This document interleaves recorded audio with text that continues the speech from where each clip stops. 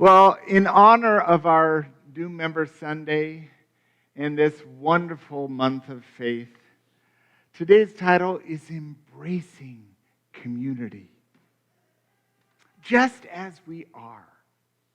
And as we acknowledge community as being part of our spiritual journey, it calls us to how we're going to live in community, how we're going to listen, how we're going to reconcile differences, how we're going to wake up to the truth we know and hear that truth from each other. It really is a beautiful thing. And I wanted to start with this passage from the Bhagavad Gita. Now, community is amongst all sacred texts. And this says, they live in wisdom who see themselves in all and all in them. Now, we are human beings and we are spiritual beings. And in that, we are always navigating our way to find where we are. Now, in our spiritual beingness, we're one with all. And in that oneness, we acknowledge that there's much for us to learn from each other, and there's an opportunity to be with others. And it requires wisdom. It requires discernment. It requires courage. It requires us to wake up to the possibility of, in relationship with you, I might have something to learn here. And that's a blessing. We've asked a few congregants to talk about this journey of being in community together.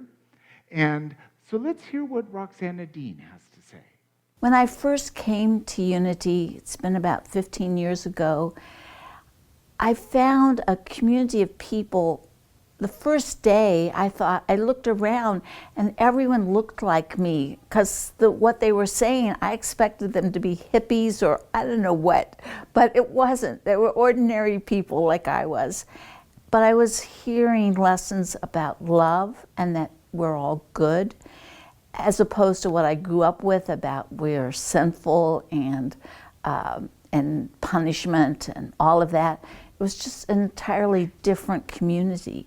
And I just felt that the people, if you're focusing on good and love, then it just makes a different community. I think the most significant gift that this community has given me in the last year is really a sense of belonging.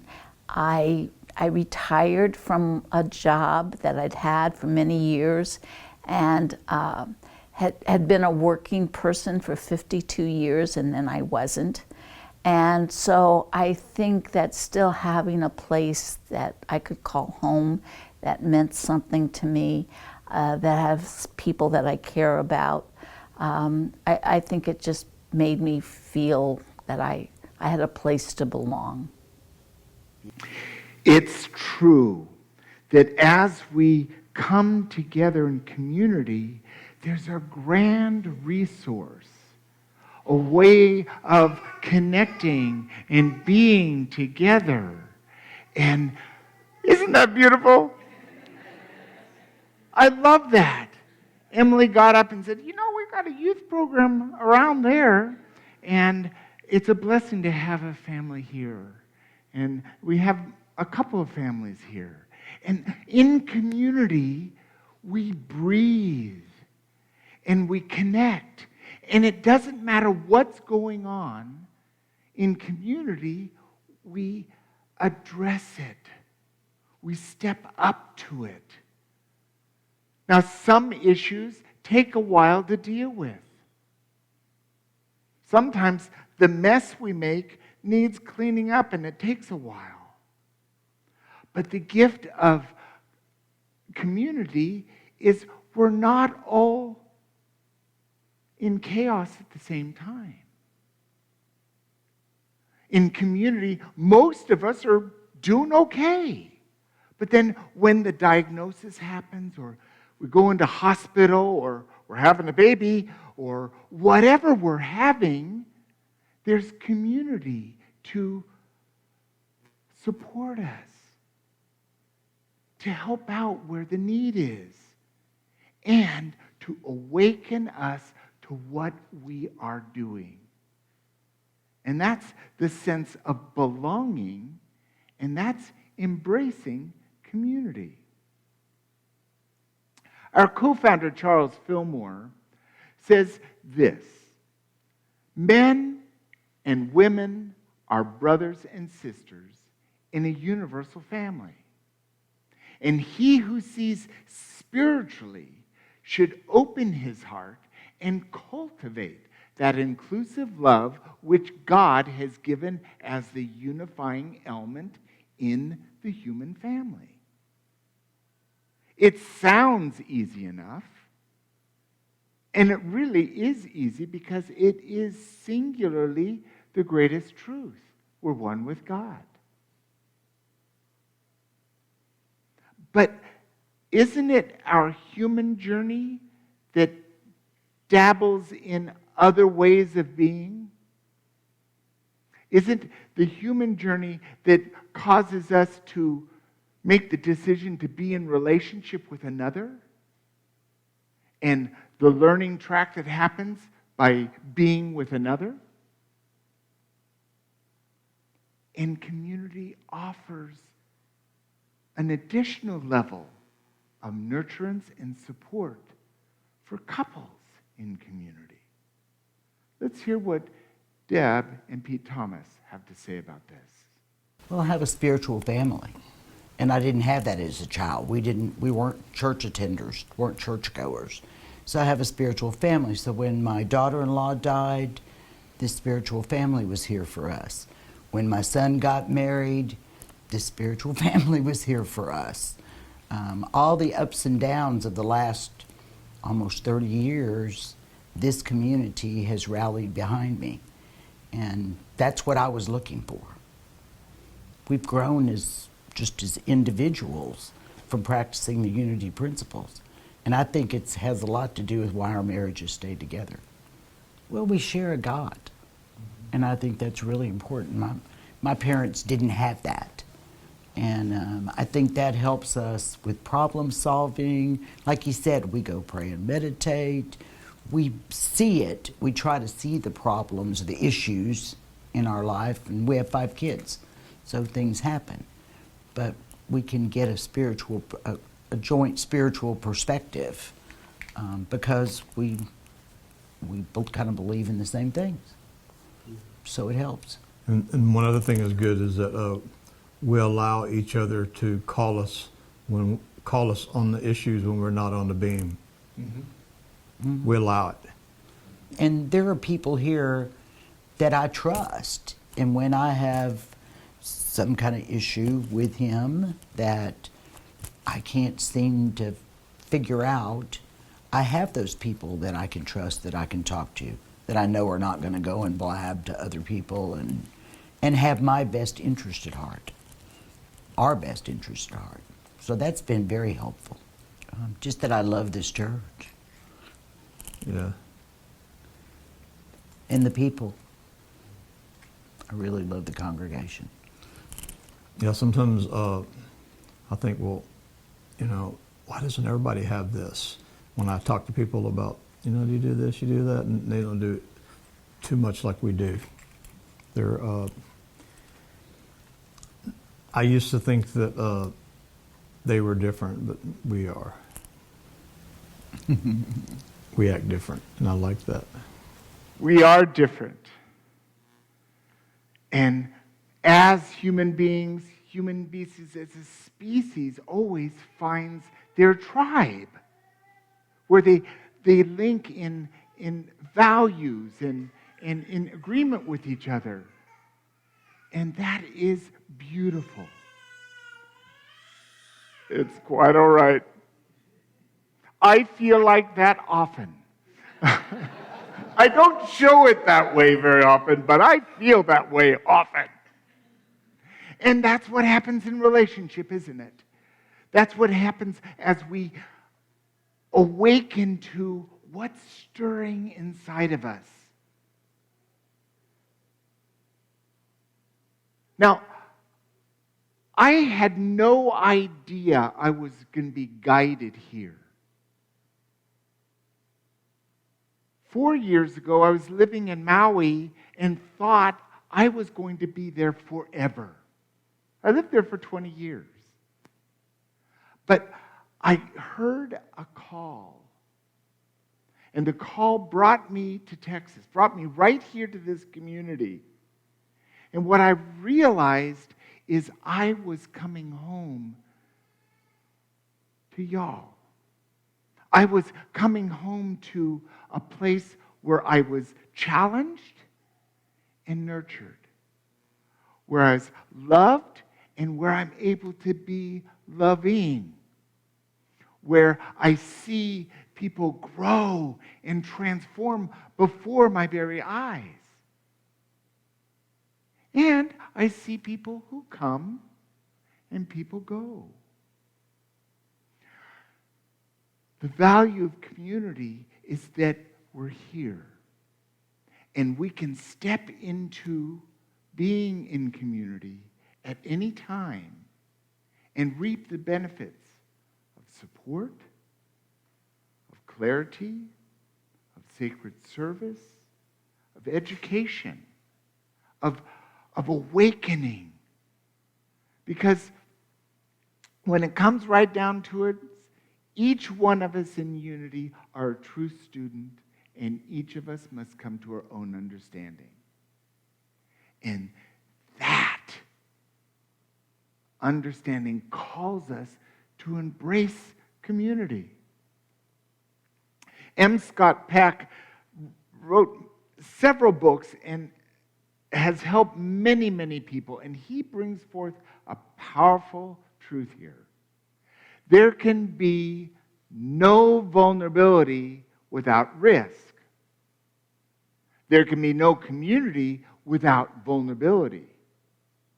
There can be no peace, and ultimately, no life without community. This is powerful. And I think the reason there's no life, not life or death, but experiencing living life, it happens off of each other. It happens with each other. It invites us into fullness. And there's no mistake that in community, more and more, what we can do together is amazing. Let's hear from Kathy Overcamp and hear her perspective on this. My name is Kathy Overcamp, and I'm a licensed Unity teacher at Unity of New Braunfels. I like to think that keeps me practicing the Unity principles better than I would have without that. But in reality, what I love about the Unity of New Braunfels community is, even if they don't know it, they hold me accountable for being who I say I am and living those principles. And I also have a circle of friends that if I needed help beyond my own abilities, I could call on many people to help me deal with an issue. And I've talked about some of those recently in a gratitude moment, so sometimes I need help outside of my own head. I think what's been, and not eye-opening, but enlightening in the last years when we went to virtually no paid staff, is the people who have stepped up and really stepped into big roles, and that's been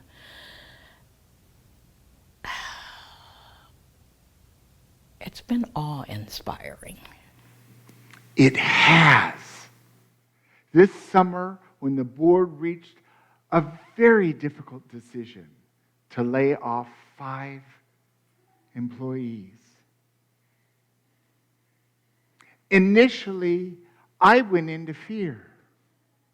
What's going to happen? There's a lot that needs to get done. But what did happen is spontaneously people stepped up to be of service. Barbara said, I'm retired. I'll come in. I'll do the newsletter and the bulletin. And Roxana said, I don't like our website. It's never up to date. I'll redo the whole website. And Kathy Overcamp said, Gary, I'm committing for your success. And so she serves this community in ways behind the scenes that are remarkable. We were asking for years for a facility coordinator, and Roger said, I'll do it. And for years we wanted a volunteer coordinator, and Candace said, I'll do it.